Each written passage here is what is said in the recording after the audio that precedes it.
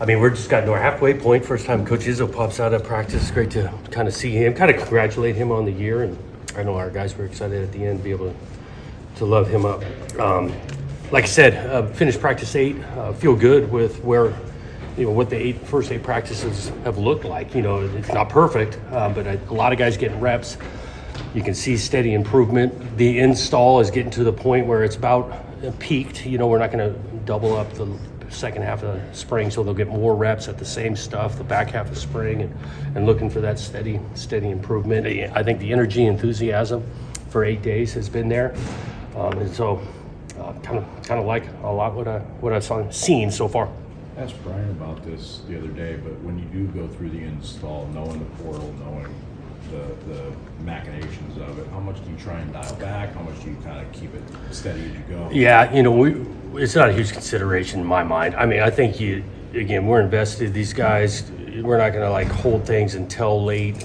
By chance we lose a guy or two. We understand the landscape. And guys can have opportunities here for us, whatever the last 2 weeks of April. But we feel pretty good in regards to what we're putting in and doing, and we want to get better at those schemes.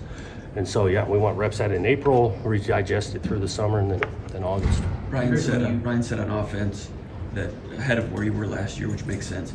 Would you agree with that, even with new faces on the offensive line and wide receiver? Or is it kind of a mixed bag? I think we're ahead just because we do got a majority of guys going into year 2. Some of the guys that we've added came here in January and dove right into it. And now they're getting some reps, but I think the competition at the receiver position is healthy, and we've got some additions there that have shown they can help us. Offensive line competition, we're healthier there. I think we're stronger there, and we've got more competition at the O-line. You going to have a scrimmage for the Saturday? That's the plan right now, yeah. What areas of emphasis are you looking at there? We want to let them just kind of play. So put the ball down and have to operate, try to move and get stops, those kind of things. We might sprinkle in a situation or two, especially if it doesn't arise, whether we're talking red zone or 2 minute win in for the first time today. Don't want to get some special teams work, and so I don't know if we'll do all 4 phases on Saturday, but definitely going to punt it and punt return.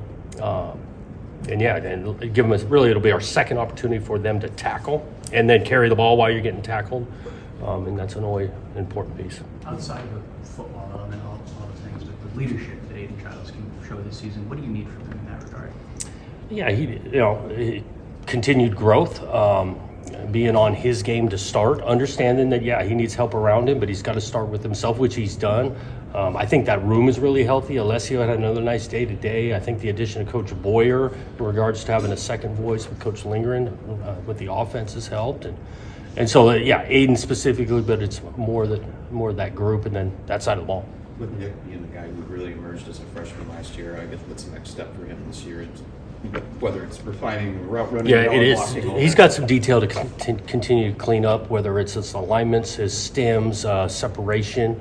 Overly talented, good player. I think he's always working to tighten up his details. You mentioned about the depth and the guys you brought in. How much do those guys, looking at them maybe a little bit individually, the guys you brought in who looks like they're standing out, how much does those guys taking that next step help Nick in his development?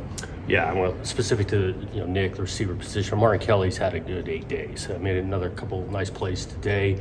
He could be on the opposite side, where Nick's going to see some double team. You need to have another threat on the other side of it. Rodney Bullard, a little bit of ding.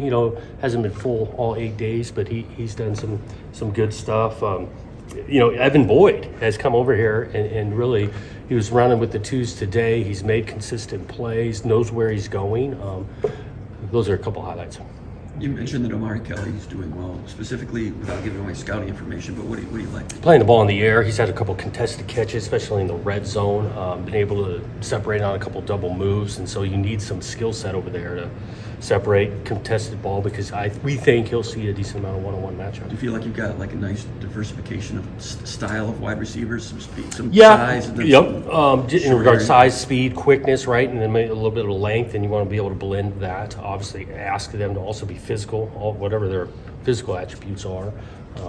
We've got some of that. When you talk about the talent of some of these newcomers, there's guys from all sorts of different levels, guys who are at Big Ten schools, didn't play, some high school, deep two, the whole nine. I'm curious, when you are sort of recruiting these guys and you set up your recruiting strategy, how much are you monitoring these different levels, and how is that different from years ago? Yeah, I mean, it's a piece as you evaluate who the competition is. Same way in the high school level. We did want to make a premium of had it on tape. So snaps, starts at a previous place, and have some stats.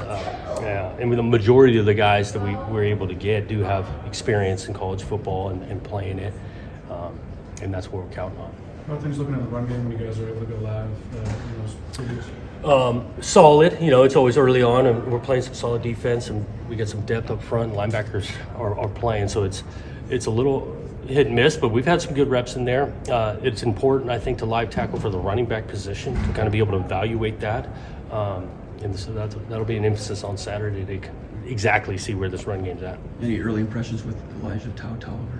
Had a couple nice runs. We did do a small portion of live tackling. I ripped off a long run. He's still, learning it. You can tell when he knows exactly what he's doing. He can change gears and plays at a high level. We just got to get him to that point where he's really, really confident in the scheme. You like that piece of him catching the ball out of the backfield he demonstrated last year? Yeah, we want to be able to throw it to the back. Obviously, we want to throw it to everyone, but if the guy, he's a great ball carrier. He's got to block some people and pass protection, but you get that third element, and he can catch it out of the backfield. Third down, red zone, it's huge.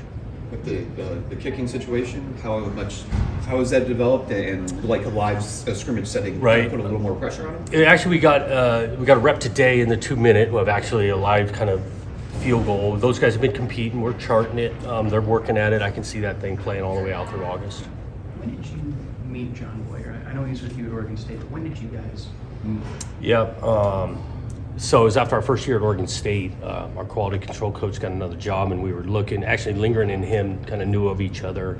I had been in the Big Sky as a coordinator before John, but John had been in coordinating there in the Big Sky for a long time, so knew some ball. And he was with us there for 5 years. Did obviously a great job. So just kind of word of mouth. Yeah, that was the original, and it was more on Lingren's side knowing him. How have those extra coaches now on the field maybe Yeah. helped and done different? It does. The handcuffs are off, and not just every position now gets multiple eyes, multiple hands on. The meetings type, the contribution, it's great. I think it's great for the profession in regards to developing more and more coaches. I think it's really healthy that there's no handcuffs on anybody out there. Is that something that when you go to the coaches meetings, just talk about like retention of coaches and maybe exploring that growth? Yeah, retaining, but also developing, and so these guys can go get other opportunities because they got actual experience. They've run a meeting room now, or they run drills, and we've got a lot of that with our assistant kind of position coaches. There's times where they're taking over the group and running the meeting or the drill. New faces on the offensive line. Early impressions with those guys? Yeah, Connor's done a nice job. Been able to hold us on in a big way. Stanton's really doing a nice job. I know he's not a newcomer.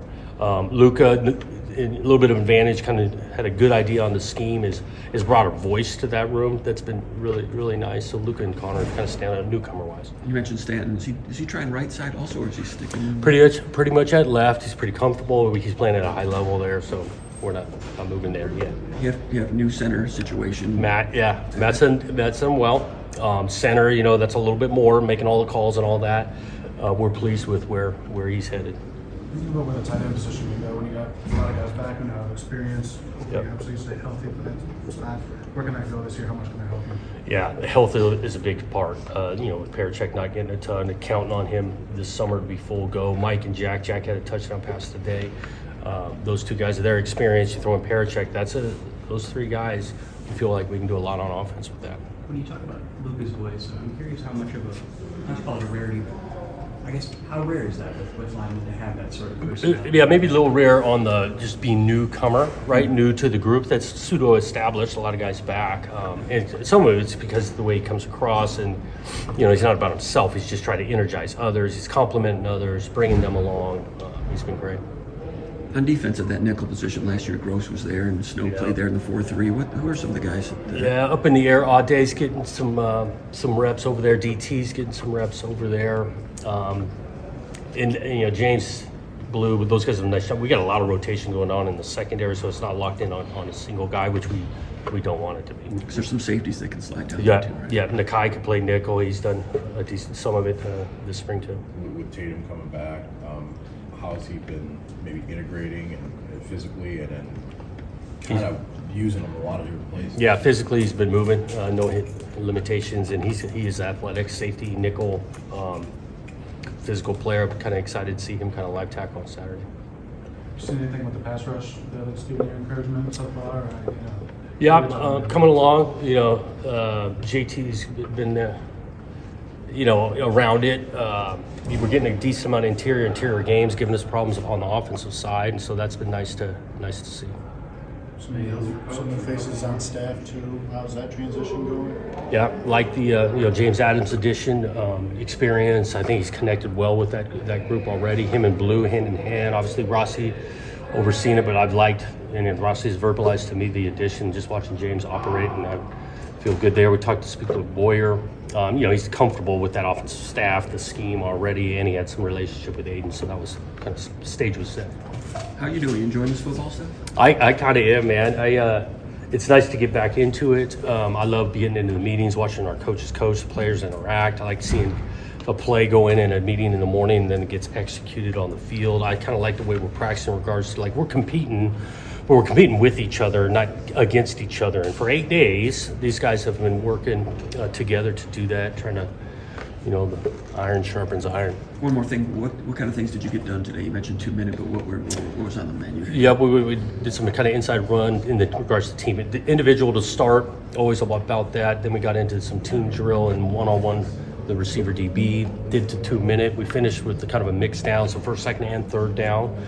Did a spotlight, so the 5 minutes, and just kind of highlighting a couple one-on-one matchups, and the guys always enjoyed that. Whole team's kind of watching. That's when we pressured the kickers, so the whole team's watching for a couple of kicks. Special teams work was emphasized on punt return. So I like it. The university, the football department releases some photos here and there from practice, and I think I saw something where Malcolm Bell might have made a play. Is there anything worth mentioning there? Yeah, the guys. It's good to get it on video and put it out there because he's made some plays along with others, and that's where I'm back to. Gotten back and forth, competing with each other. How do you two freshman running backs integrating? Good. Jace has gotten some good carries. Kind of Zion. Both of them, majority, have gotten a little bit with the threes. We want to mix them up, get them some carries in the first and second group.